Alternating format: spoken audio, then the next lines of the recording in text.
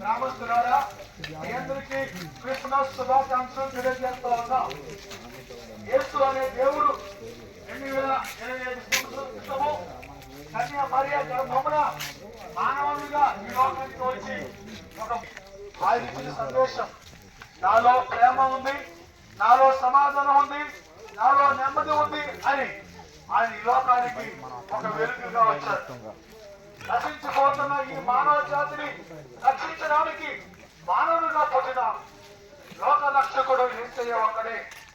ఆయన అన్నాడు, మీకు నెమ్మది కలుగుద్ది, మీకు వెలుగు కలుగుద్ది, మీకు సమాధానం కలుగుద్ది, నశించిపోతున్న వాళ్ళారా నా యొద్దకు రండి అని యేసయ్య చెప్పడం జరిగింది.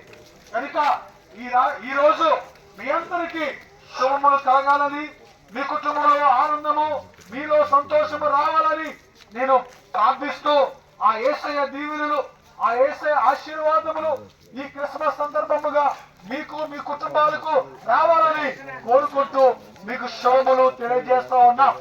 Happy happy Christmas, merry merry Christmas, happy happy Christmas, merry merry Christmas. మానవ అవతారం ఎత్తి 2025 సంవత్సరాల క్రితము మనుషునిగా పుట్టి కన్యా మరియ గర్భమున జన్మించి ఈ మానవ జాతికి ఒక శుభవార్తను చెప్పాడు. నశించిపోతున్న వారులారా, ఇదిగో మీకు శుభము, యేసయ్య వెలుగు మీకు కలుగును కాక.